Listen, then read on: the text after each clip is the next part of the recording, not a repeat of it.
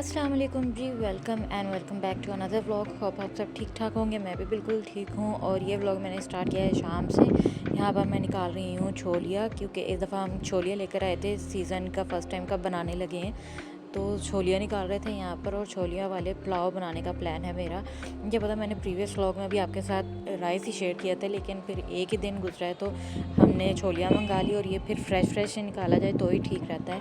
तो मम्मा का प्लान था कि आज हम लोग छोलिया वाले चावल बना लेंगे। तो बस यहाँ पर अभी मैं वही निकालने लगी हुई हूँ। सफाई वगैरह करके मैं फ़्री हो चुकी थी। मौसम बाहर बहुत ज़बरदस्त था, दोबारा से बादल बने थे और रात में फिर हल्की फुल्की सी बारिश हुई थी।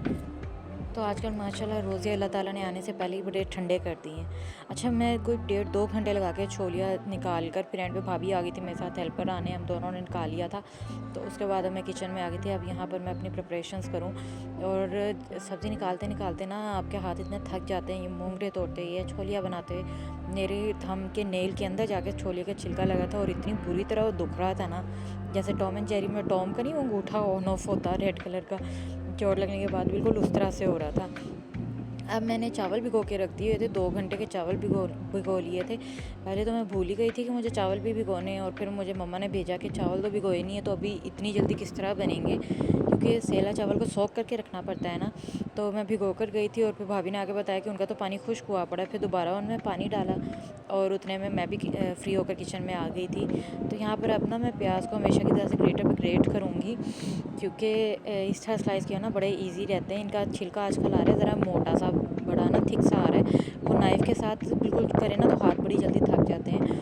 तो जब प्याज बड़े बड़े प्याज काटना हो ना तो फिर मैं इसके ऊपर ही कर लेती हूँ, जब छोटे करने हो तो फिर वो हाथ पर कर लेते होते हैं।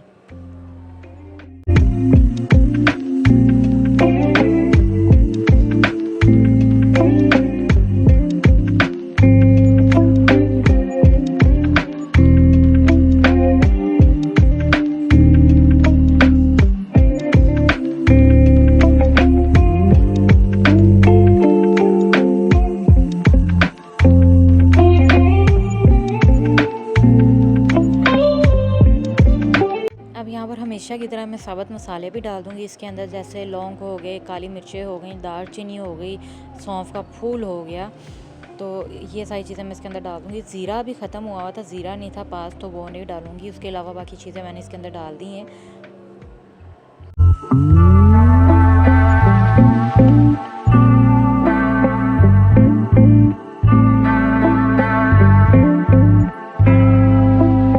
आज मैं तड़का भी अपनी मर्ज़ी का तैयार कर रही हूँ। लास्ट टाइम मैंने थोड़े से लाइट कलर के बनाए थे, आज ज़रा मैं डार्क कलर के राइस बना रही हूँ, क्योंकि आज मैं अपनी मर्ज़ी के बनाऊँगी।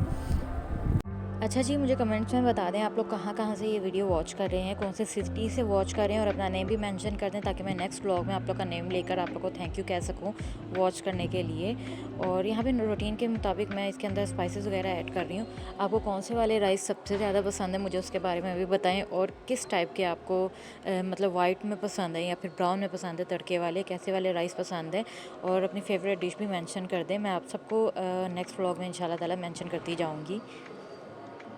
आज मैंने इसके अंदर इमली नहीं ऐड करनी है, क्योंकि इसमें चिकन वगैरह तो है नहीं। जब हम चिकन वाले बना रहे होते हैं ना, तो या बीफ वाले बना रहे होते हैं, तब मैं इमली ऐड करती होती हूँ पुलाव में। अब वो नहीं था अवेलेबल, तो मैं इमली इसके अंदर बिल्कुल ऐड नहीं करूँगी। और मैंने यहाँ पर जिंजर गार्लिक पाउडर ले लिया, क्योंकि जिंजर गार्लिक का पेस्ट फौरी तौर पर रेडी किया हुआ नहीं था, वो अभी हमने पेस्ट बना के रखनी थी। तो फिर मैंने कहा कि मैं उतना सा भी अब नहीं बनाती, मैं डायरेक्ट पाउडर ही इसके अंदर डाल देती हूँ, क्योंकि वो बिल्कुल फ्रेश का ना फिर उसकी टेस्ट और उसकी स्मेल बहुत ज़्यादा स्ट्रॉन्ग होती है। तो फिर मैंने इसके अंदर नहीं डाली थी।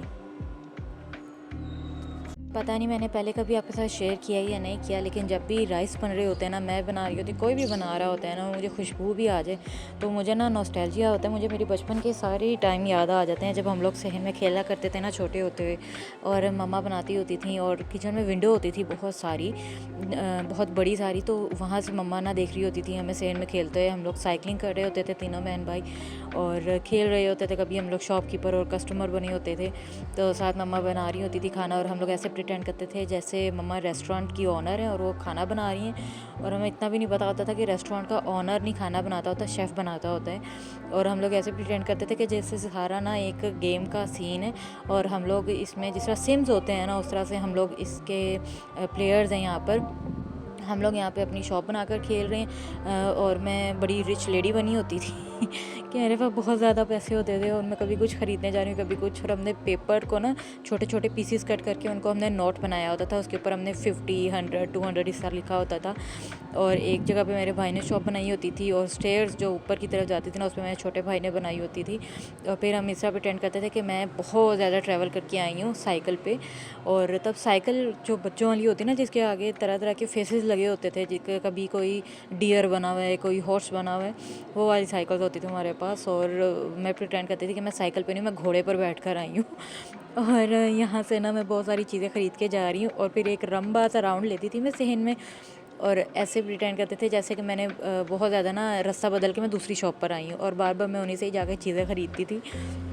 साथ हमारे फ्रेंड्स होते थे, बचपन में हमारे बहुत क्लोज़ फ्रेंड थे, वो उनके भी बच्चे हमारे साथ खेलने आते थे। हम लोग सारे सहन में खेल रहे होते थे और माँ ने ना जिस तरह हमें गलों से उतारा होता था कि बस आपस में अब खेलो और हमारी भी जान छोड़ो, हम काम निपटा लें।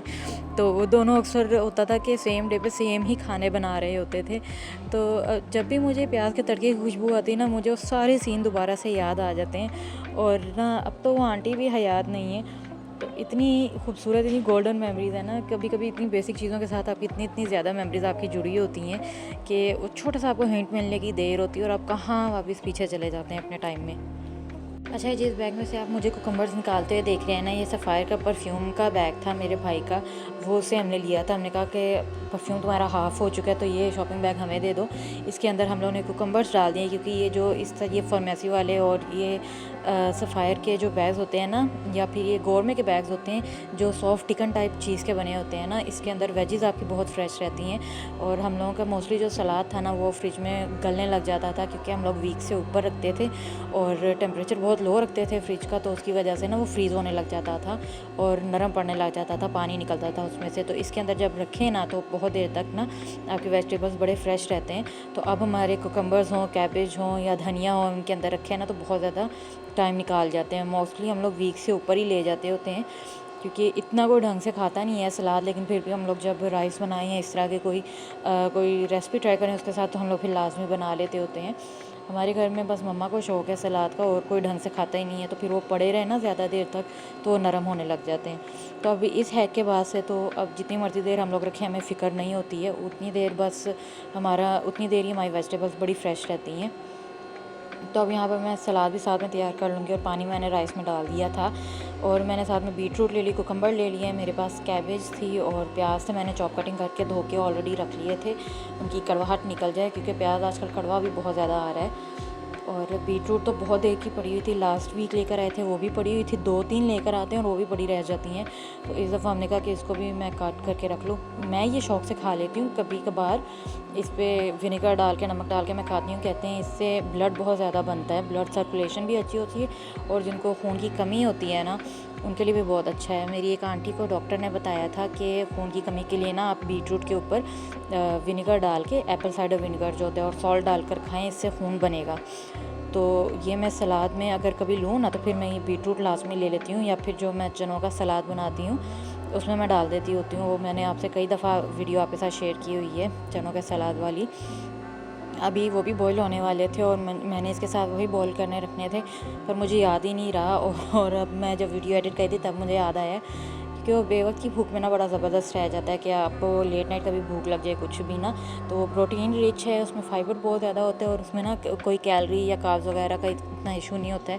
वो आप लेट नाइट खाओ ना, वैसे तो लेट नाइट कुछ भी नहीं खाना चाहिए, डाइजेस्ट होता ही नहीं है, लेकिन अगर आपको कभी खाना हो ना तो सैलड बिल्कुल सही रहता है।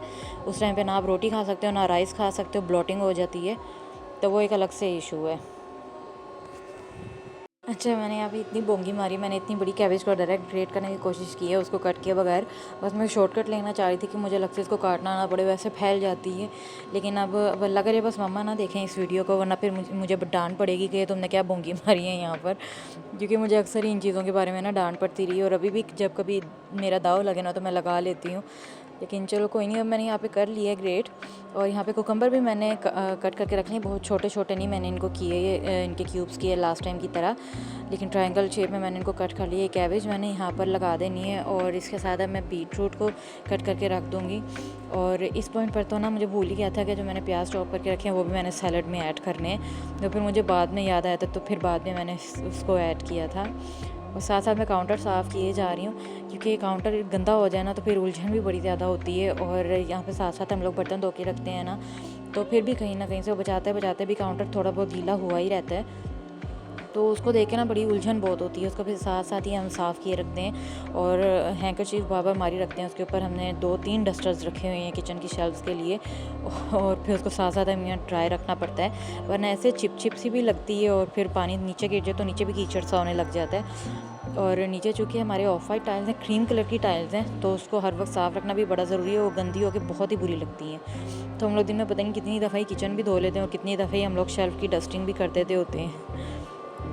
यहाँ पे ऑलमोस्ट पानी ड्राई हुआ पड़ा था। अब मैं साथ साथ इसलिए दिखा रही हूँ, मैंने सोचा था कि आज मैं सारा प्रोसेस आपके साथ शेयर करूँगी। लास्ट टाइम मेरी वीडियो ना बीच में स्टोरेज फुल हो गई थी और वीडियो बंद हो गई थी, और अपने ध्यान में लगी हो ना तो फिर पता भी नहीं चलता है। मेरे फ़ोन की स्टोरेज ऑलमोस्ट फुल है, और मेरे जितनी भी जीमेल आईडीज़ हैं ना उनका बैकअप भी फुल हुआ पड़ा है, और अब मैं और जीमेल आईडीज़ बनाऊँगी, उसके ऊपर फिर मैं बैकअप लगाऊँगी। तो तब तक इसी तरह ही मेरे साथ मैस होता रहेगा, बस मैं लेज़ी हो जाती हूँ, तो उसकी वजह से फिर जब मैं वीडियो बना रही होती हूँ ना तब मुझे नुकसान उठाना पड़ता है, मुझे पता ही नहीं चलता आधी वीडियो बनती और आधी नहीं बनती। अच्छा, आज ना मैंने चावलों को दम लगाते हुए नीचे तवा नहीं रखा, मैं हमेशा रखती थी लेकिन आज नहीं रखा, क्योंकि मैंने शेफ़ महबूब की वीडियो देखी थी, उन्होंने कहा था कि नीचे तवा रखने की आपको ज़रूरत ही नहीं है। जब आपके चावलों में पानी थोड़ा रह जाए, मतलब कि नज़र आ रहा हो, तो तब तक आप आंच अपनी फुल रखें। जब आपको साइड से धुआं निकलता नज़र आए तब आप अपना फ्लेम बिल्कुल लो कर दें, और फिर आप इसको नैपकिन लगा के ढाँपते हैं, बिल्कुल कवर कर दें, दम पे लगा दें। लेकिन उसके बाद आपको इसके नीचे तवा रखने की ज़रूरत नहीं पड़ती, ऐसे ही जो पानी नीचे रह जाता है ना वैसे ही अब्जॉर्ब हो जाता है, बस आपने अपना फ्लेम तब हाई नहीं रखना। तो आज मैंने उसी तरह ही करने की कोशिश की थी। जब मुझे साइड से निकलता हुआ धुआं नज़र आया ना तो मैंने तब जाके फ्लेम कम किया था, और फिर मैंने नैपकिन के साथ इसको दम लगा दिया था, फिर मैंने नीचे इसके तवा नहीं रखा था। और यहाँ पर अब देखें, मुझे याद आ गया था कि मैंने प्याज डालना भूल गई, तो अब मैं यहीं पर स्पेस बना के ना इसी के अंदर मैं प्याज को किसी तरह से एडजस्ट कर दूँगी।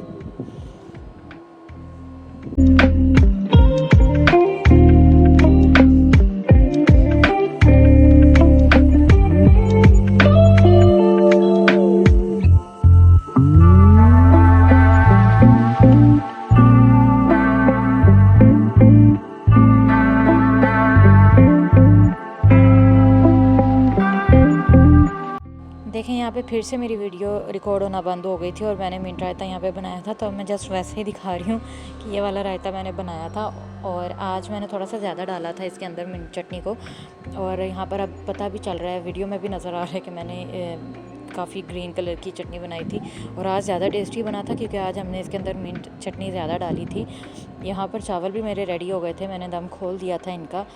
और अच्छा, मैंने इसके अंदर डायरेक्ट अभी फ़ौरन ही चम्मच लगा दिया, अदरवाइज़ जब इसको हम खोलें ना तो उसके बाद एक दफ़ा स्टीम निकलने देते हैं, उसके बाद इसके अंदर हम लोग वो किसी कोई चम्मच या प्लेट जो भी आपको यूज़ करना है फिर ये आप करते हो, तो उससे ना चावल आपका टूटता नहीं है। वैसे तो सेला चावल टूटता ही नहीं है, लेकिन मोस्ट ऑफ़ द टाइम नहीं टूटता, लेकिन फिर भी बेस्ट होता है कि आप इसकी पहले स्टीम निकलने दें। अब मुझे ज़रा जल्दी थी यहाँ पर क्योंकि देर हो रही थी, तो मैंने फटाफट की थी, और ये थी फ़ाइनल लुक खाने की, और ये था मेरा आज का व्लॉग भी, आज की छोटी सी अपडेट। अगर आपको वीडियो अच्छी लगी है तो चैनल को लाइक कर दें और सब्सक्राइब कर दें, और मैं मिलती हूँ आपसे नेक्स्ट वीडियो में। Thank you so much for watching, thank you so much for tuning in. अल्लाह हाफिज़, टेक केयर, बाय बाय।